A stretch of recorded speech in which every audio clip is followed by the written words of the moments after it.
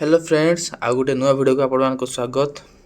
आज जॉब आप देखिपे जल विभाग में आपण मान जॉब टी रही अच्छी आपण मान दरमा आपण मैंने देखिपे 35,000 टका आपण मान सालारी मिल मात्र क्वालिफिकेशन आपण 10 क्लास पास रही अच्छी जहाँकि आपण मान किसी भी एग्जाम देवाई आप पड़ोनी नो एग्जाम। तो फ्रेंड्स आप देखिपे जॉब टीर नेम हूँ वाटर डिपार्टमेंट रिक्रुटमेंट 2024। जदि ऑर्गेनाइजेशन नेम आप देखिए inland waterway authority of India.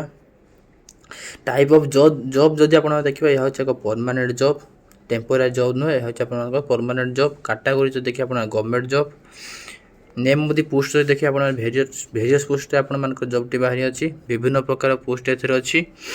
तो चलो देखिए कौन कौन पोस्ट अच्छी केमी कौन अच्छी। एप्लिकेशन मोड जदि आप देखिए यह ऑनलाइन अप्लाई करा who can apply all India candidate both male and female उभय महिला और पुरुष अप्लाई करेंगे ऑल इंडिया रे। नेक्स्ट प्लेस ऑफ पोस्टिंग जदि आप देखिए एक्रॉस इंडिया इंडिया रे कौन भी स्थान में आपण को प्लेस ऑफ पोस्टिंग हो पारे। इंटरव्यू डेट एथिरे 21/9/2024 आपको इंटरव्यू हम एवं ये आपर किसी भी एग्जाम कंडक्ट कर केवल आपर इंटरव्यू मध्यम जॉब सिलेक्शन दिज्व। जेंडर जो देखिए आप बहुत मेल एंड फीमेल जहाँ को मुझे सारी। नेक्स्ट देखिए एजुकेशनल क्वालिफिकेशन कौन जॉब पर कौन कौन एजुकेशनल क्वालिफिकेशन अच्छी। फास्ट हूँ मल्टीटास्किंग स्टाफ एमटीएस जॉब पर जब आप क्वालिफिकेशन देखिए आपर 10th बा मैट्रिक पास रही अच्छी। नेक्स्ट जब आप देखिए job junior accountant officer job रही जहाँपाई आपर डिग्री दरकार अच्छी 3 वर्षर डिग्री दरकार अच्छी। नेक्स्ट जब आप देखिए असिस्टेंट हाइड्रोग्राफिक सर्भर्स ए आप देखिए आपर से डिग्री दरकार अच्छी बीई बा बीटेक कर आवश्यक अच्छी 3 वर्षर।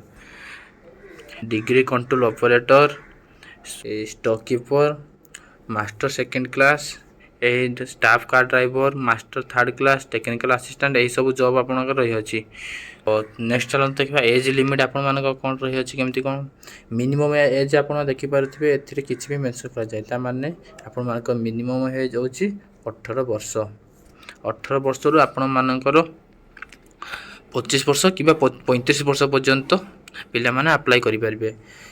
विभिन्न प्रकार पोस्ट पर विभिन्न प्रकार एज लिमिट रही अच्छी किंतु मिनिमम बयस आप 18 वर्ष रही अच्छी।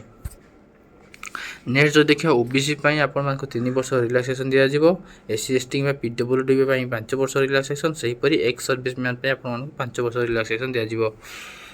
सालारी जदि आप देखिए आप 18,000 लक्षे 12,000 पर्यंत आप सालारी मिल यह हूँ स्टार्टिंग सालारी मात्र आपण जो रेगुलर हो सालारी इनक्रीज कर।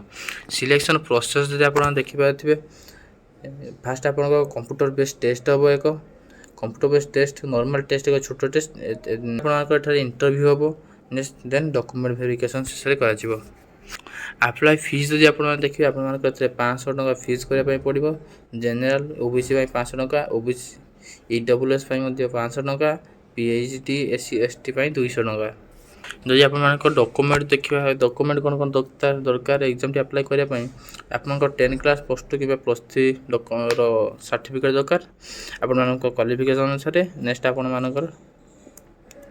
Certificate indicating the date of birth आपंकर किसी गोटे डेट ऑफ बर्थ जहाँकि 10 क्लास +2 कि +3 जब मेंशन थी आप डेट ऑफ बर्थ ताहले यार किसी आवश्यक ना ना आप डेट ऑफ बर्थ सर्टिफिकेट आवश्यक। नेक्स्ट आप 2टी कलर पासपोर्ट साइज फोटो दरकार अच्छी। कास्ट सर्टिफिकेट जदि आप एससी एसटी कि ओबीसी बिलोंग करते आपको कास्ट सर्टिफिकेट दरकार अच्छी।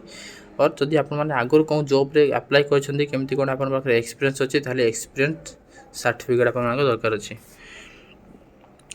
जदि अप्लाई स्टार्ट देखा 6/8/2024 जहाँकि अलरेडी स्टार्ट हो जाए अप्लाई लास्ट डेट हूँ 21/9/2024।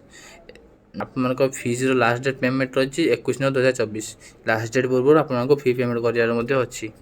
तो एग्जाम डेट एपर्यंत किसी मेंशन कर जाए नहीं आपन जो कंप्यूटर बेस्ड टेस्ट हम ताबे सीबीटी एग्जाम पर्यंत मेंशन कर जाए नहीं। नेक्स्ट आप देखुए हाउ टू अप्लाई ये देखते आप नोटिफिकेशन पीडीएफ लिंक दि जाए आपको लिंक उपर क्लिक करेंगे। ये वेबसाइट लिंक मुझे तले डिस्क्रिप्शन में देदेवी आप देखिपारे। तो ये क्लिक करवा ଆପଣ ଦେଖିପାରୁଥିବେ ଏହା ହେଉଛି ସେଇ ଜବ୍ଟିର PDF। এই PDFରେ ଆପଣମାନଙ୍କୁ ଜବ୍ଟି ବିଷୟରେ ଡିଟେଲ୍ସ ସବୁକିଛି ମେନସନ୍ କରାଯାଇଛି। ଆପଣମାନଙ୍କୁ କେମିତି କ'ଣ ଆପ୍ଲାଏ କରାଯିବ, କେମିତି କ'ଣ ସବୁକିଛି ରହିଛି ଆଉ ଜବ୍ରେ, ଯାହାକି ମୁଁ ଅଲରେଡ଼ି ଆପଣଙ୍କୁ କହିସାରିଛି। ତ ଯଦି ଆପଣମାନେ এই PDFଟି ପାଇବାକୁ ଚାହୁଁଛନ୍ତି ତାହେଲେ ତଳେ ଟେଲିଗ୍ରାମ ଚ୍ୟାନେଲ୍ କିମ୍ବା ହ୍ୱାଟ୍ସଆପ୍ ଚ୍ୟାନେଲ୍ର ମୁଁ ଲିଙ୍କ୍ ଦେଇଦେଇଛି। ଆପଣମାନେ ଯାଇ ସେଠି ଚେକ୍ କରନ୍ତୁ, ମୁଁ PDFଟି ଆପଣଙ୍କୁ ସେଠି ପ୍ରୋଭାଇଡ଼ କରିଦେବି। ତ ରହୁଛି ଆଜି ପାଇଁ ଏତିକି। ସବସ୍କ୍ରାଇବ୍ କରିଦେବ, ଲାଇକ୍ କମେଣ୍ଟ ସେୟାର କରିଦେବ।